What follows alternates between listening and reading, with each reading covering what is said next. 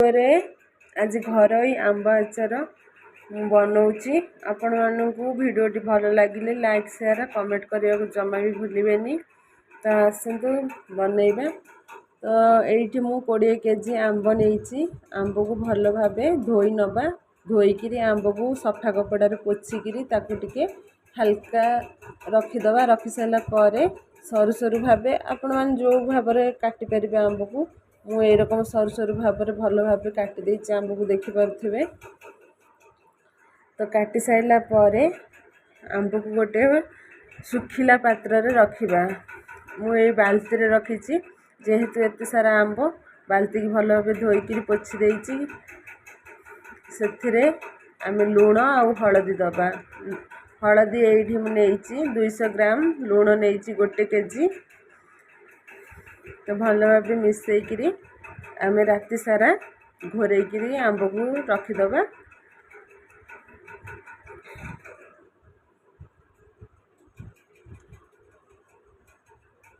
देखिपे आंब को भल भाव गोलई देइछि।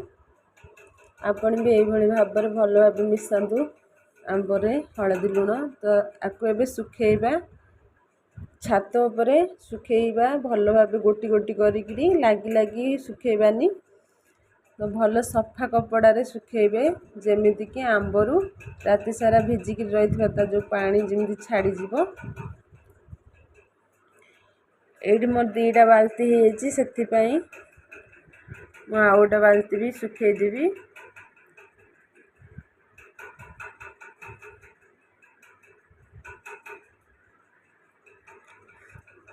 आपण मैंने चाहते भल भाव आंब आचारटा आपणकर बहुत दिन रो ताहले स्टेप बाय स्टेप देखु कंटिन्यू रखु भिडियोटी।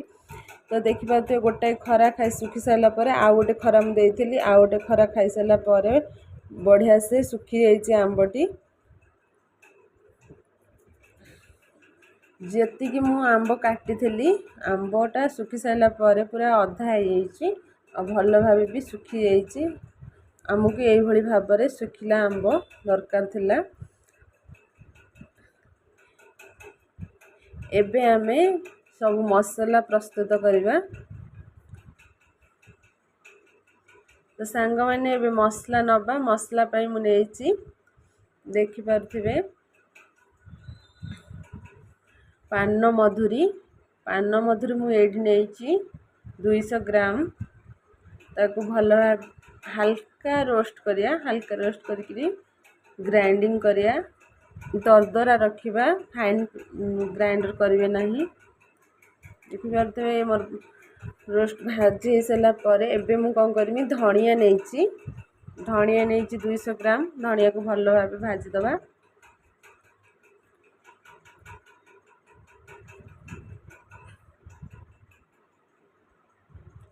धनियाटी आमर हल्का भल भाव भाजी सारा पर ताकू ए थाली की रखीदबा। एबे आमे जीरा नबा 100 ग्राम जीरा को भी हल्का भल भाव भाजी दबा।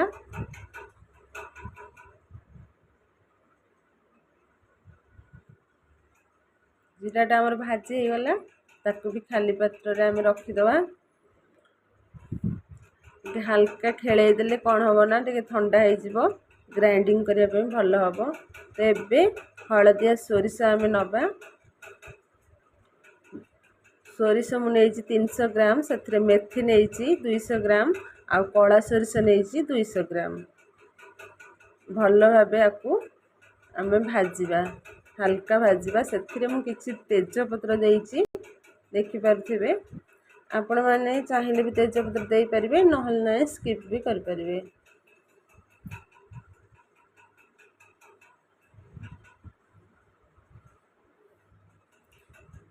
तो सांग मैंने ये सब भजा सजाई मत देखिपे।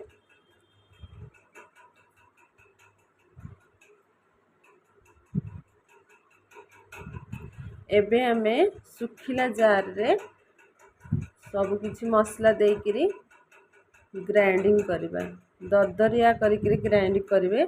एबे किछि सुखिला लंका 100 ग्राम नहीं ताकू आमे भाजी दबा भाजिकी तार भी भल भाव पाउडरटा बनईदबा।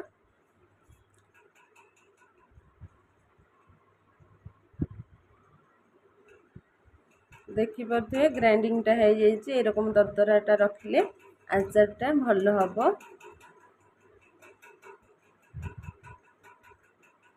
गोटे सुखिला भल जगह को आम काढ़ीदबा सबू ग्राइंड कर रखिथिबा दरदरिया मसला को रखि साइला पर आउ जति सब अच्छी आपण मैंने सब किसी भी ग्राइंडिंग कर रखिदेवे।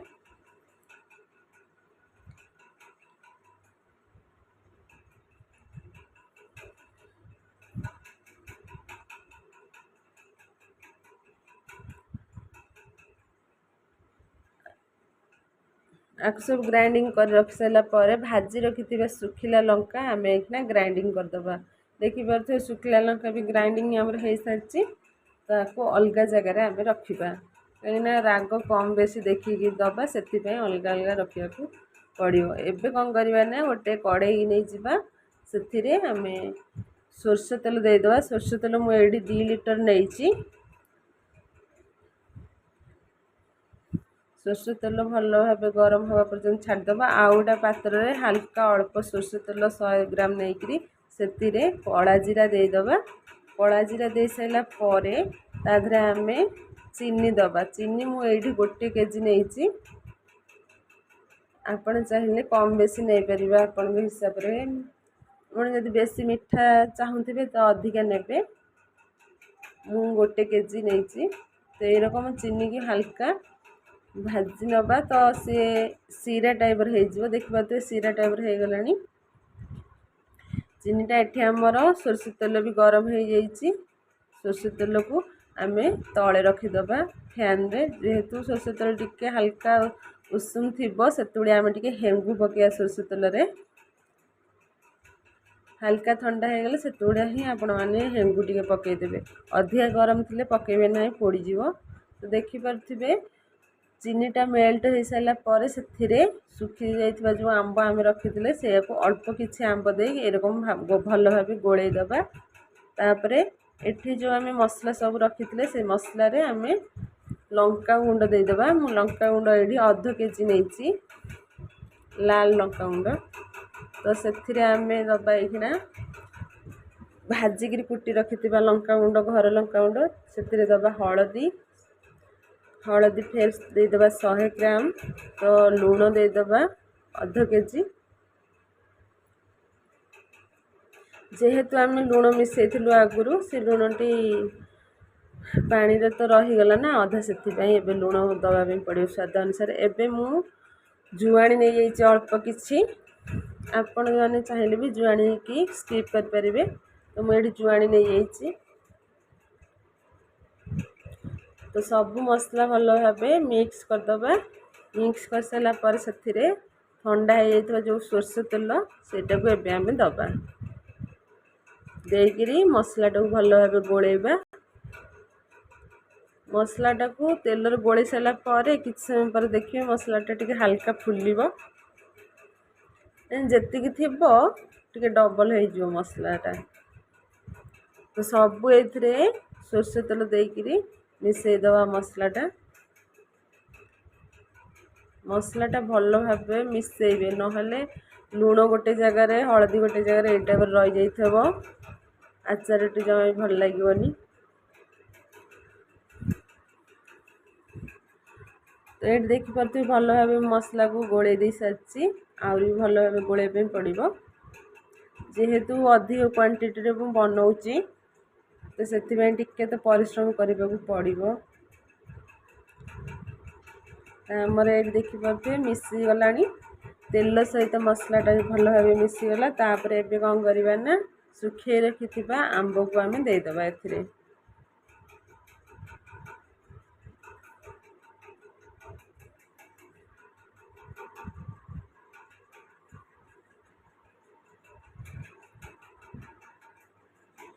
एबे आम सुखे रखि आंब ऐड करवा अल्प अल्प आंब देकरी भल भाव गोलैबे जमती आंब सहित मसलाटा भल भाव मिसी पार।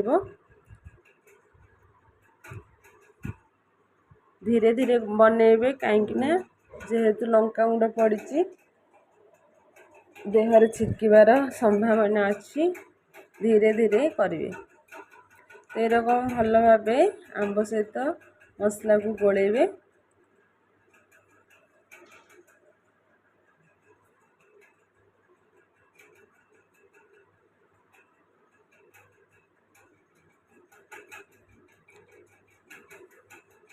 ତ ସାଙ୍ଗମାନେ ଆପଣମାନେ ଏହି ଟାଇପ୍ର ବନାନ୍ତୁ, ଦେଖିବେ ଆପଣଙ୍କ ଆଚାର ଦୀର୍ଘ ଦିନ ଦୀର୍ଘ ବର୍ଷ ମାନେ 6 ମାସ ବର୍ଷେ ଏରକମ ରହିବ ଆପଣଙ୍କ ଆଚାର। ଆପଣମାନେ ଭଲ ଭାବେ ଏନ୍ଜୟ କରି ଖାଇପାରିବେ। ଯେହେତୁ ଏବେ ଆମ୍ବ ସିଜିନ୍, ଆଉ ତ ଆମ୍ବ ମିଳିବନି, ତ ଏବେ 5 କେଜି ହଉ କେଜି ହଉ ସମସ୍ତେ ଆଚାର କରିକିରି ବନେଇକି ଷ୍ଟୋର୍ କରି ରଖିବା ଉଚିତ।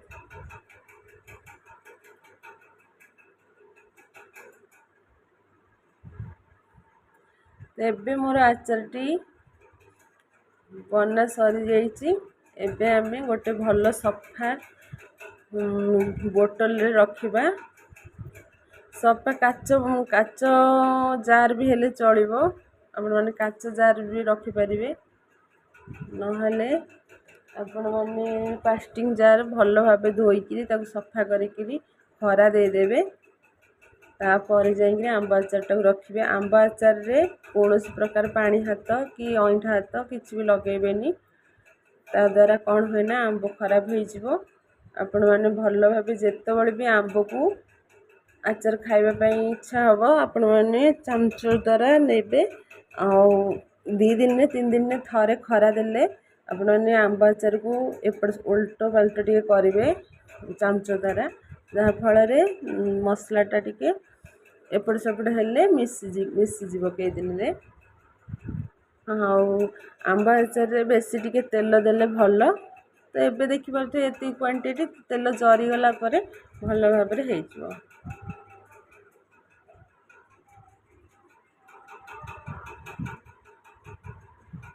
ଦେଖିପାରୁଥିବେ ମୁଁ ଗୋଟେ ଡବାରେ ପୁରେଇ ଦେଇଛି ଏରକମ ଆଚାର। ତାକୁ ନେଇକିରି ଫେର ଛାତରେ ଖରା ଦେବି। ଖରା 5ଟାରୁ 6ଟା ଖରା ଏରକମ ଦେବି। ଆଉ ହଁ, ଆପଣମାନେ ଭିନେଗାର ଦେଲେ ଚଳିବ, ନଦେଲେ ବି ଚଳିବ। ମୁଁ କିନ୍ତୁ ଲାଷ୍ଟକୁ ଅଳ୍ପ ଟିକେ ଭିନେଗାର ଦେଇଦେଇଛି, ଦେଇକିରି ଭଲ ଭାବେ ଫେଣ୍ଟି ଦେଇଛି, ଗୋଳେଇ ଦେଇଛି। ତ ସାଙ୍ଗମାନେ ଯଦି ଭିଡ଼ିଓଟି ଭଲ ଲାଗିଥିବ ତ ଲାଇକ୍ ସେୟାର କମେଣ୍ଟ କରିବା ପାଇଁ ଜମା ବି ଭୁଲିବେନି। ଆଉ ମୋର ଯଦି ଭିଡ଼ିଓରେ କିଛି ବି ତ୍ରୁଟି ଥିବ ଆପଣମାନେ କମେଣ୍ଟ ମାଧ୍ୟମରେ ମୋତେ ନିଶ୍ଚିନ୍ତ ଭାବେ ଜଣାଇବେ, ମୋର ଆଶା ଆଉ ବିଶ୍ୱାସ। ତ ଆପଣମାନେ ମୋତେ ଯଦି ଟିକେ ବି ଭଲ ପାଉଥିବେ ତ ମୋ ଚ୍ୟାନେଲକୁ ଲାଇକ୍ ସେୟାର କରିବା ପାଇଁ ଜମା ବି ଭୁଲିବେନି।